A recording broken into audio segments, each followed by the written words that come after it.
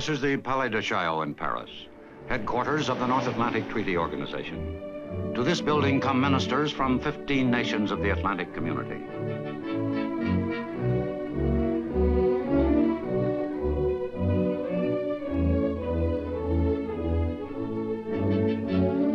They speak different languages, have different cultural backgrounds.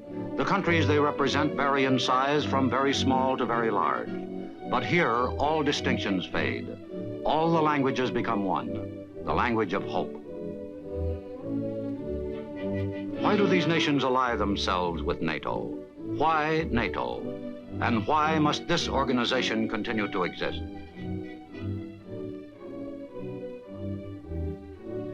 Let's go back to the beginning of the story.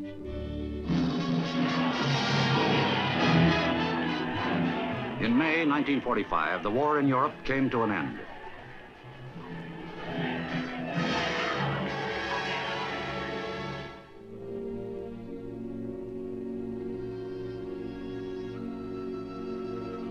This had been the price of Europe's unpreparedness.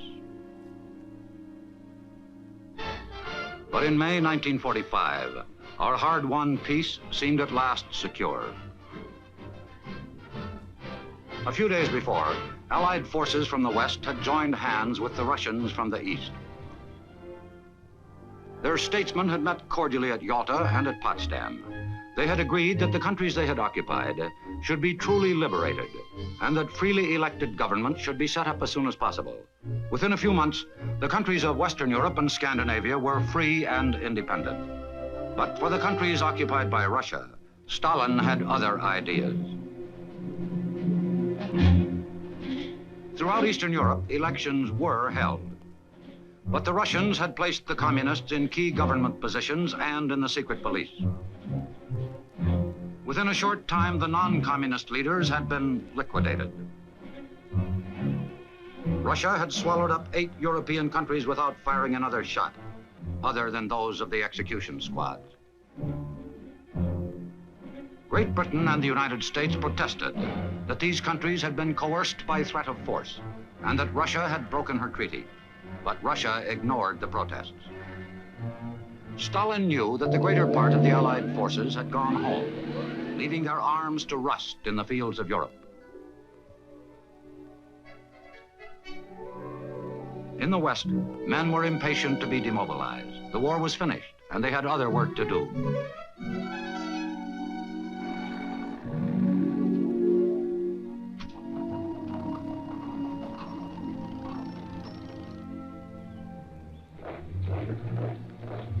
But the Russians had not demobilized. They retained overwhelmingly the largest force in Europe.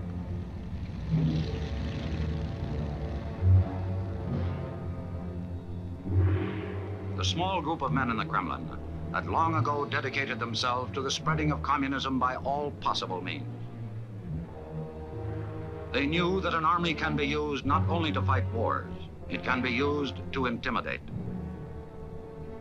To the south lay 2 more possible victims, Greece and Turkey. In March 1946, the Russians denounced their treaty with Turkey. They offered to renew it if the Turks would give up part of their territory and allow the Russians to establish bases controlling the Bosphorus and the Dardanelles. The Turks refused. In Greece, the communists had already started civil war. Russia was sending arms to them through the neighboring satellite states to bring bitterness, despair, and death to the Greek people. If Greece and perhaps Turkey were not also to be swallowed up, help had to come from the West. At this crisis, in March 1947, President Truman asked the United States Congress in an historic speech to modify its traditional policy of neutrality. I believe that it must be the policy of the United States to support free peoples who are resisting attempted subjugation by armed minorities or by outside pressures.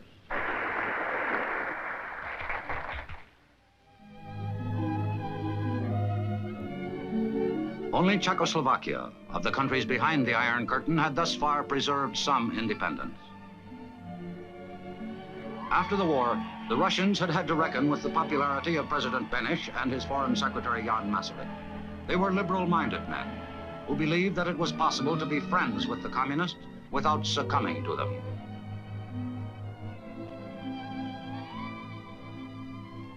But to the communists, gentleness is weakness.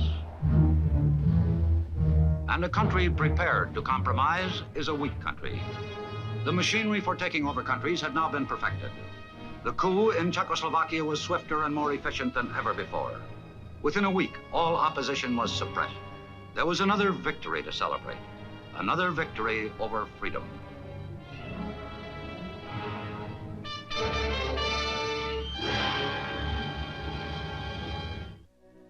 President Beneš was allowed to retire to his country house.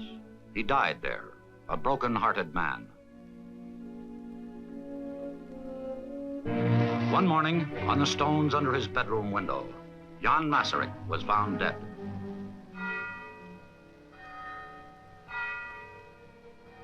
Truth had ceased to come out of Czechoslovakia.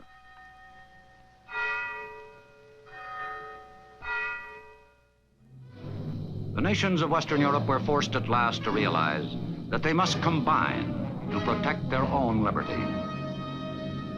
3 weeks after the fall of Czechoslovakia in March 1948, the Brussels Treaty was signed by Great Britain, France, Belgium, Luxembourg, and the Netherlands.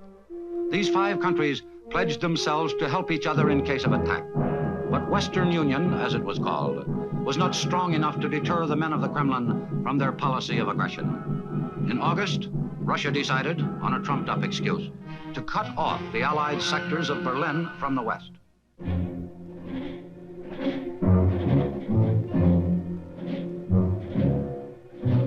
Trains, barges, and road transports were stopped. The United States, Britain, and France were responsible for 2.5 million people in Berlin. Now their food and fuel for their homes and factories could no longer be brought to them overland, unless with armed protection and at the risk of war. It seemed that they, too, must be at the mercy of the Russians. But the governments of the West did not give way.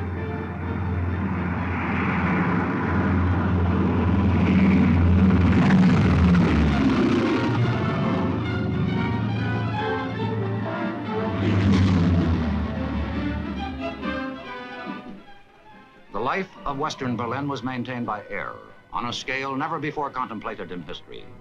Each day, the prestige of the West rose.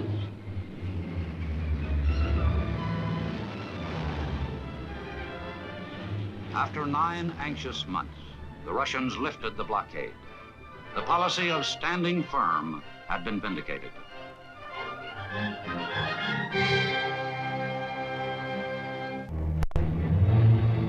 The Russian cynical blockade of Berlin had brought Europe to the brink of war. It was at last clear that only a strong defensive alliance could deter them from further adventures. On 4 April 1949, the North Atlantic Treaty was signed by Norway, Denmark, the Netherlands, Belgium, Luxembourg, France, Italy, Portugal, the United Kingdom, Iceland, Canada, and the United States.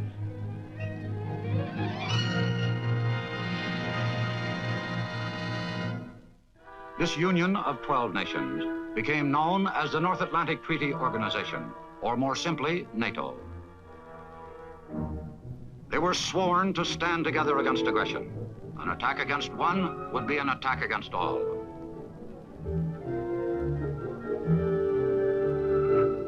Although the treaty was carefully designed to keep within the letter and spirit of the United Nations Charter, Soviet Russia claimed that it was an attempt at world domination. But while still accusing NATO nations of intended aggression, they themselves, frustrated in Europe, turned to the Far East, to Korea.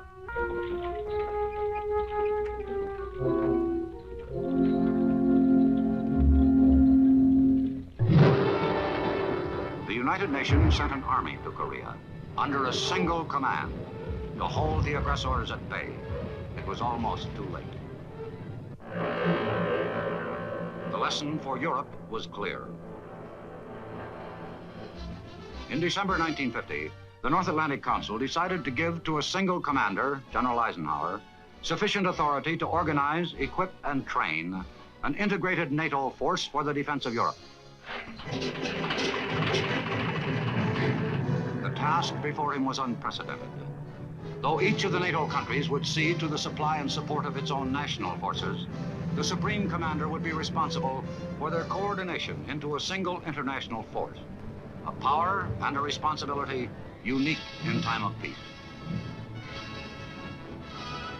As he put it, he would go knocking at the door of each country and ask, "Tell me what you are willing to do for the defense of Europe."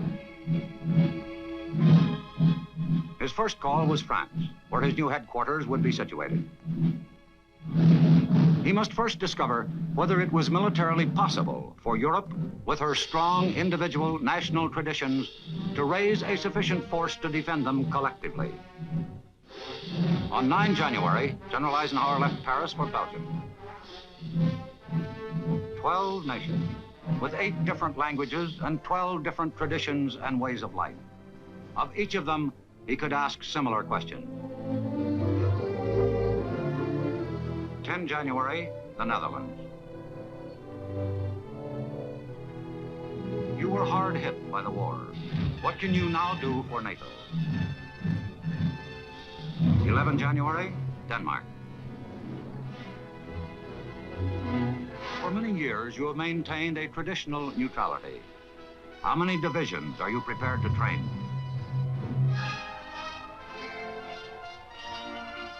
12 January, Norway. Your mountains require a special form of defense. Could every able-bodied man be mobilized if war came? 13 January, Great Britain. You have Commonwealth commitments throughout the world.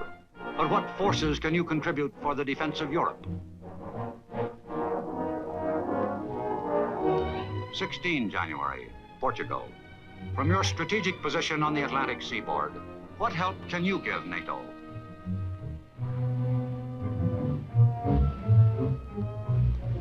18 January, Italy. Are you prepared to rebuild your Army, Navy, and Air Force up to the limits set by the peace treaty? 19 January, Luxembourg. You're a small country with a great steel industry. How can you help rearmament?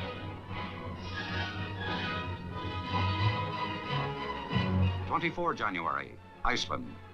We know that you have no armed forces, but what contribution can you make for the common defense of the West?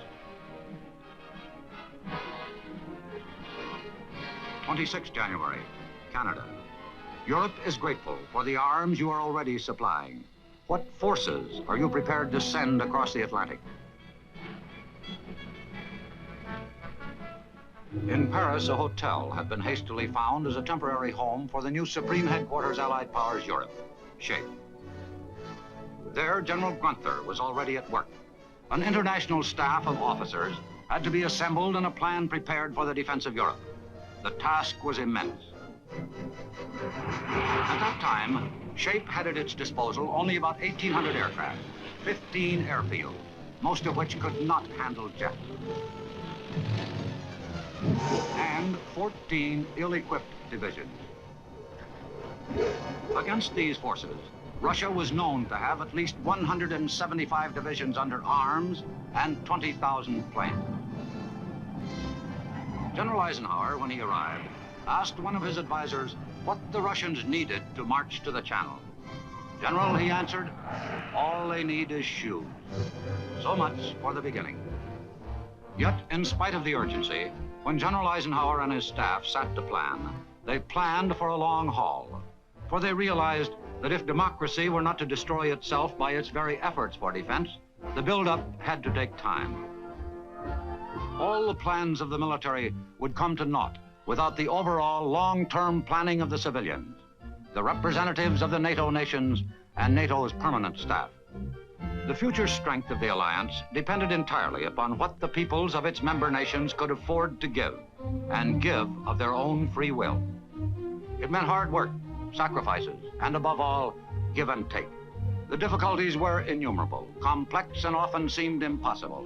But with the months came results. One by one, the myriad problems of armaments, logistics, and supply were overcome. From Britain, Canada, and the United States arrived divisions to augment the growing forces of the continent itself. The sorely needed airfields and the pipelines to supply them turned from mere blueprints into fact. Soon, for shape, its temporary hotel home gave way to a new headquarters, where officers and men of the NATO nations worked together smoothly, regardless of differences of language, temperament, and rates of pay. Soon, to the 12 flags of the founding nations, more were added. Greece,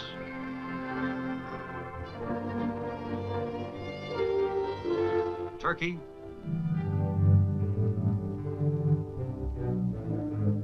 and in May 1955, the Federal Republic of Western Germany. New allies that brought new strength to NATO. As time passed, servants for the alliance came and went, handing on, taking over. The long haul was punctuated with welcomes and farewells. Eisenhower to Ridgway, Ridgway to Gunther, Gunther to Norstadt. But because an ideal is stronger than any individual, though the faces changed, the work drove on. It was in the field that results counted, and it was in the field that they were realized. At each successive meeting, the ministers of the NATO nations could report further progress and a steadily growing unity within the alliance.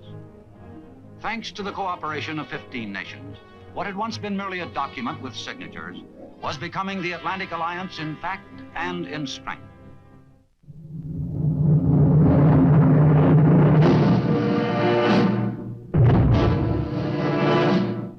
Steadily, the clouds of fear that had hung over Europe were lifting. Vigilance and readiness were paying off. Surprise and disunity amongst his victims, the strongest weapons in any aggressor's arsenal, were no longer available to him. Each day found NATO stronger, more prepared, and more confident. Though the strength was not yet what NATO would have liked, already a would-be aggressor must count the cost. For now, should attack come, the Atlantic allies could call in their defense not only upon conventional weapons, but also upon a whole new arsenal.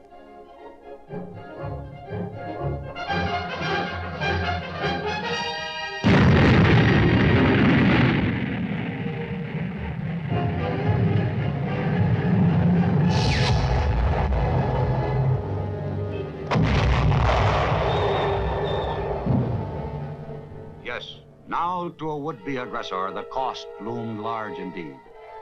Now they would need far more than shoes. NATO's strength was such that by 1955, West could meet East at Geneva on equal terms. Though any promise of real relief was soon to be dashed. This was Hungary in 1956.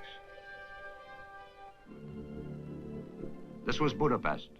Exhausted by Soviet domination and denied their freedom, the people of Hungary rose in protest.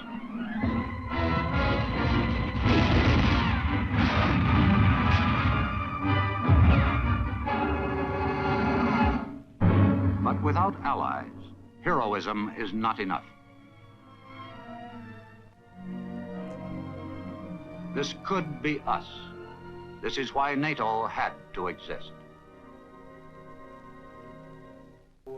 The members of the North Atlantic Treaty Organization, gravely concerned over increasing Soviet military power, gathered in Paris in December 1957 for a crucial conference.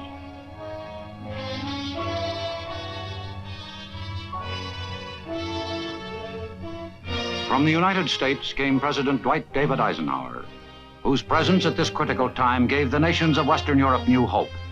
For Ike, this was a homecoming.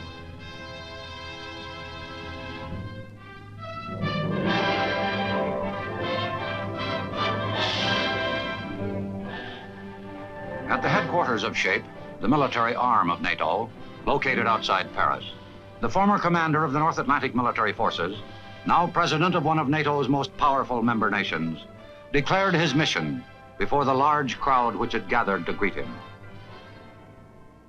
Frankly, I came out here because of a special kind of sickness, one that afflicts the aged and the young, homesickness. I was homesick to see this home that was built for Secker and his staff, an agency of NATO. This home was built by a great number of nations to be the headquarters of that military shield that must always belong to NATO so long as there is any menace to the freedom of the Western nations. And now, once more, at the Palais de Chaillot, which housed the Western world's hopes for peace, they gathered. The men of goodwill who bore their people's mandate for freedom.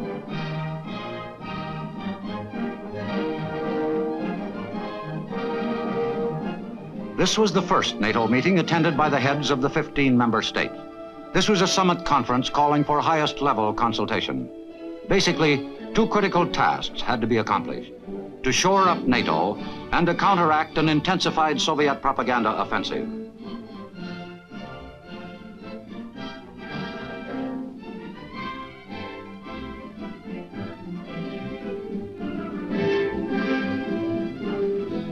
A major interest of the United States in the NATO meeting was the question of integrating into Western defense the intermediate-range ballistic missile as a deterrent to the Soviets, whose long-range missile had for the moment thrown a shadow over the world.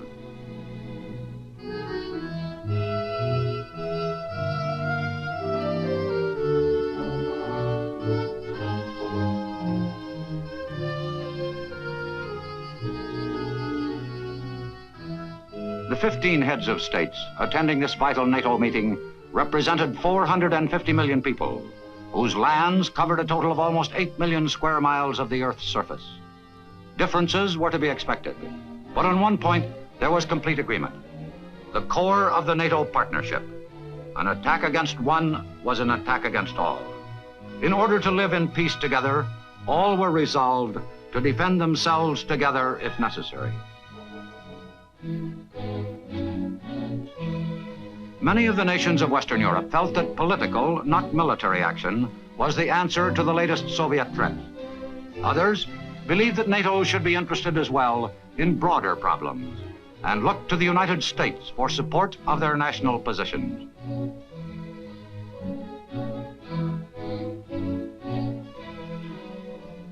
President Eisenhower's words were the high point of the conference. There was no mistaking Ike's sincerity and determination as he spoke. We have demonstrated a will for the spreading of the blessings of liberty. Within the last 15 years, our nations have freely granted political independence to 20 countries with populations totaling 800 million people. Within our societies, we manifest so that all can see the good fruits of freedom. Those fruits do not consist of materialistic monuments, which despots have always been able to exhibit. They consist of providing the simple things all men want: the opportunity to think and worship as their conscience and reason dictate, to live in their homes without fear, to draw together in the intimacies of family life, to work in congenial tasks of their own choice, and to enjoy the fruits of their labor. These are the most precious manifestations of freedom, and we have the collective power to defend and spread that freedom. Freedom has not failed us. Surely we shall not fail freedom. Perhaps the chief result of this summit meeting was the expansion of NATO into a broader, more realistic alliance, in keeping with the ever-increasing complexity of problems facing it. A special responsibility rested on these representatives of the Atlantic community. Within their lands, freedom first had its birth. Within their borders lay 3/4 of the world's institutions of higher learning, and the title, deeds, and monuments of Western culture and civilization. To the men who met at this summit conference of NATO, there was no doubt that the North Atlantic Treaty Organization must continue stronger than ever. For the existence of NATO is an assurance that each new dawn breaks over our family of nations at peace, over the countryside, cities and homes of a community of peace-loving peoples, over London and Liverpool, Paris and Marseille, New York and San Francisco, Montreal and Vancouver, over Athens, Istanbul, Rome, Lisbon and Reykjavik, over Antwerp, Bonn and Luxembourg. A bond welding the old world and the new. An assurance that 450 million people remain free to live their lives as they wish to live them. To protect and preserve by vigilance and readiness. These are the aims of the Atlantic Alliance. An alliance for peace. The Big Picture is an official television report for the armed forces and the American people. Produced by the Army Pictorial Center. Presented by the United States Army in cooperation with this station.